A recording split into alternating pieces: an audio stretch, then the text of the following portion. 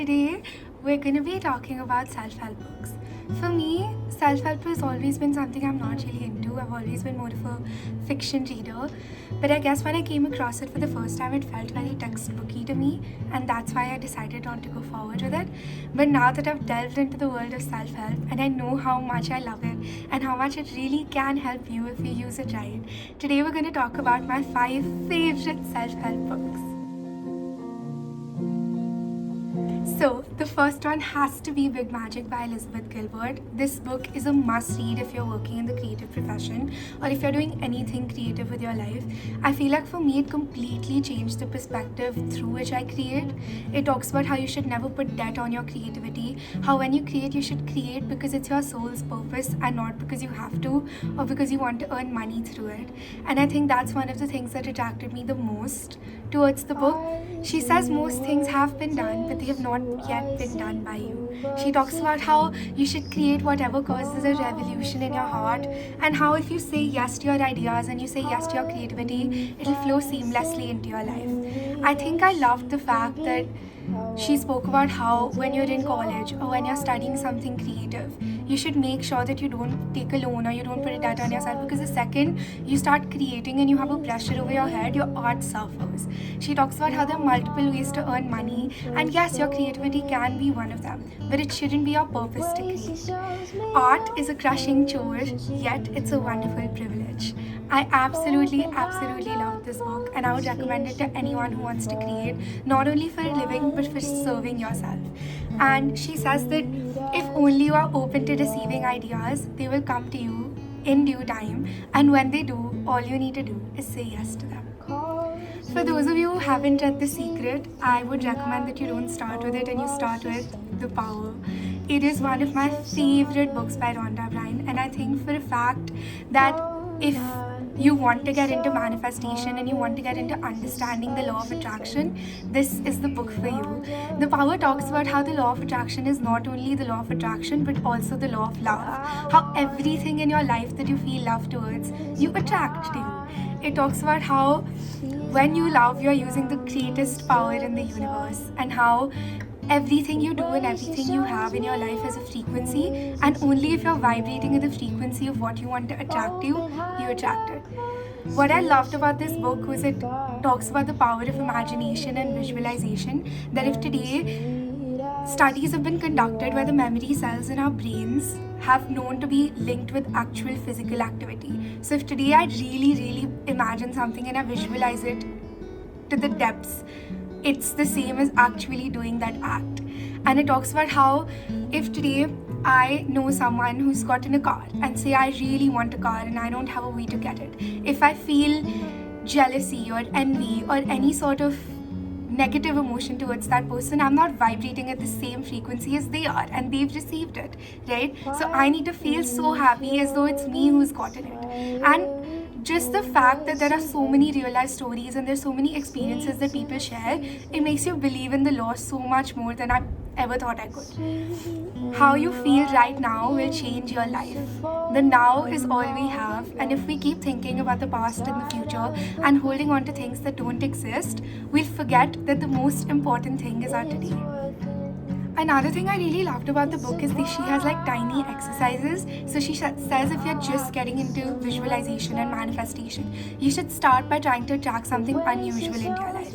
Say, when I started getting into it, I tried to attract a white flower, and all I thought about for 2 nights before I went to sleep was how it would feel and how it would smell and the way I would place it in my room. And I'm not kidding you, I genuinely got a bouquet of white flowers 2 days after I manifested it, absolutely randomly. And I could not believe more in the law now than I did that day. It was just absolutely amazing. Nothing is too big for the force of love. If you love something, if you truly want it in your life, whether it's a rupee or a million rupees, there is no difference for the law of attraction. She talks about the 3 steps to manifesting anything, which are imagine, feel, and receive. Imagine what you really want. Feel it. Feel what you would do with it. Feel how it would feel to have it in your hands, or whether it's a personality trait, how it would feel to be it. and then be open to receiving it. Trust that the universe will do everything in its power, shift everything it has to shift to make sure you get it, because you're already there. You're already acting as though you've received it. There's nothing that can happen to make sure that you won't. So just read this book if you want to get into manifestation. I'm reading The Secret for the 4th time. It's a beautiful book, but I love this one so much more. The power is beautiful. If you're just starting out with self-help, Good Vibes, Good Life. It is the book that got me started with self-help, and I think what I love most about it is that it's an amalgam of all the self-help books out there. There is so much going on, and he talks about his personal life experiences as well as everything that's usually present in self-help, whether it's building good habits, whether it's manifestation, creating your dream life, how to fall deeper in love with yourself. I love that this book touches every topic without making it about that topic, and honestly, it was such an easy read, and it was so fun to read. I read it in 2 days, and just the fact that there are so many things and all of them are different, you really get to see what you connect with the most. Here also he talks about how everything in life has a vibration, and how our reality is a perception defined by vibrational interpretation. Basically, he talks about if you're vibrating at the same frequency as what you want, you're more likely to manifest it into your life. So he talks about what's missing from the law of attraction, which is the law of vibration. And he doesn't make the whole book about that, it's just the beginning. He proceeds to talk about how by living life to your full potential, you'll not only change your world, you'll also change the world around you, which I loved. I truly feel that if you're creating changes in your life, whether it's in the daily, whether it's in the long run, there is no way you won't influence the world around you through those changes. He talks about how the past cannot be changed, only our perception of it can. Today, whatever's happened, it's not in my hands anymore, and dwelling on it only makes it feel worse. But the second I shift my perspective, the second I see the things that I've learned from it, it automatically becomes a happier experience. And I loved the fact that he made loving yourself sound like a twofold thing. Usually people talk about how if you love yourself, you need to push yourself to greater heights, or if you love yourself, you need to unconditionally love yourself, which makes you slack off on things, or the other one sort of makes you put yourself on a pedestal, and when you don't reach that, you feel like you're failing. He talks about how self-love is a balance between the two, about how it's a balance between unconditionally loving yourself and finding the right path to push yourself. And when you fail, it talks about how you deal with that failure in a positive way.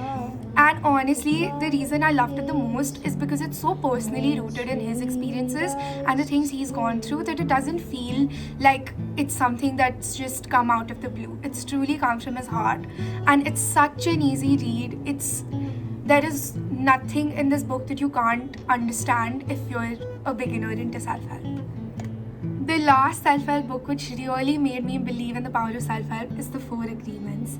Honestly, this one book changed my perspective on how I'm living my life to such a deep extent that I keep rereading it over and over again. It basically talks about how everything you believe in is an agreement that you've made to yourself in your life, and how the only agreements you should make are these 4.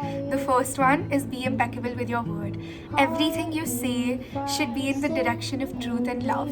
Don't gossip, don't create drama. Your words attract the things in your life, right? So if today I'm holding anger, resentment, jealousy, envy, anything towards anyone else, and I'm saying it out loud over and over and over again, I attract that into my life. So he says, whatever you say, really, really believe it, and use your words to create change rather than create conflict. And I loved that.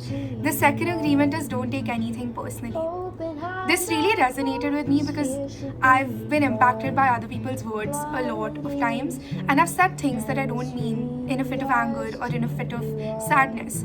And I've realized that whatever I say when I'm mad comes from a place of my own insecurities that I'm projecting onto other people, and the same way it happens from the other end. So if today someone calls me fat or someone says I'm displeasing to look at, it's because they're insecure about their body. It has absolutely nothing to do with me. They barely know me. And he talks about how everything that comes from another person, it's not because of you. Nothing anyone says is because of you. The third agreement is always do your best. And this doesn't mean that push yourself to breaking point. It just means that your best is going to look different every single day. And you need to understand that that best is what you could have done. And you need to accept that just the fact that if today working 7 hours is my best and some other day, getting out of bed is my best, just the fact that I did that is a huge, huge deal. Your best is going to change from moment to moment. The last agreement is don't make assumptions. And I love that because it basically talks about how communication is the key to every relationship. And if you don't communicate clearly with the people you love, you'll never be able to understand what they need. We often expect people to get it and to be, completely in tune with how we're feeling and to understand when we're mad or angry or sad. But it just doesn't work that way. You need to tell them, you need to be honest. And communication goes both ways. So if today you're communicating how they feel, they'll feel like they have a safe environment to open up and talk about how they feel. I want to share another book with you. It doesn't really come in the realm of self-help, but it's The Little Book of Hygge. If today you're making it an environment for yourself, whether you're moving into a dorm or you're getting a new apartment, anything, just please buy this book. It's so pretty, first of all. How can you not fall in love with it? It's like beautiful. If anything, make it a showpiece. But what I really loved about it is I'm a huge environment person. Today, if I'm in a clean environment and I'm surrounded by things I love, I feel like working and I feel productive. And I feel like this book taught me how to make that environment happier and cozier. So hygge is basically a Danish word that has no straight definition, but it sort of means coziness and warmth. And today, the most important thing about your environment is that you feel warm and happy when you enter it. It talks about the importance of lighting, the importance of finding pieces you love, the importance of books and quilts and food and the people you love. And just, we know all of it. And I think that's the thing with self-help. You know everything they're talking about, but just having it written on paper makes such a huge difference because they put it into words and those words are fed into your mind. So I know how to build habits, right? But the second I read Atomic Habits, I know it'll make a huge difference because it'll be on paper and it'll be right in front of my eyes and I'll have the assurity that I'm doing everything right. So the same way, please use it to create an environment you love, and trust me, it'll make you so happy. It's one of the most beautiful books ever. So those were my favorite 4 self-help books, and there are lots more, but I didn't want this video to be excruciatingly long, and I just wanted to give you some tips on how to make reading self-help a wonderful experience. First of all, use it as a textbook. I know it sounds boring, but please underline with a pencil and just make it your own. Write points, do things with it, reread it over and over and over again, because it's something that you can keep coming back to, and it makes it so much easier to come back to it if it's underlined. Secondly, if it's a really good self-help book, make notes. I am about to read Atomic Habits and I'm most definitely going to make notes. I made notes for The Power because I really wanted to learn how to manifest, even if they're just jotted down on a random piece of paper, or even if they're like 2 notes. Just the fact that you have something is insane. Third of all, please buy self-help books or borrow them from your friends and be able to keep them. Don't have self-help books that you have to give back, because the fact that you're underlining in them and you're making notes, you want to have that. So if you're reading fiction, go ahead, borrow it from a library, borrow it from a friend. But if you're reading self-help, make sure that you'll have it with you. And if you can't make notes, again, really, really, really useful. Just make sure that it doesn't end up being something that you're doing for the sake of doing. Pick self-help books that you really, really want to learn from. I read The Secret in 7th grade, and at that time I had absolutely no interest in manifesting anything. But recently when I read it, it hit home. And whether it's manifestation, whether it's business, whether it's, just generally creating environments, whatever your self-help book is that you're picking, building habits, just make sure that it's something you really want to do and you really feel passionately about, because self-help can be boring and it can drone on and on and on. But if you love it and if it's something you want to do, it becomes an experience that you love. So pick books that you know you love. Okay, that's how you fall in love with reading self-help. And honestly, all of the books that I mentioned, they are absolutely beautiful. I know for a fact that I would have never started reading self-help if it wasn't for these books. And yeah, I really hope you liked this video, and I'm so happy you guys are here, and I can't believe I'm already on my second YouTube video. And thank you so much for watching. Like, share, subscribe, follow my Instagram, do all the pizzazz if you like me and if you like my videos. I love you. Thank you.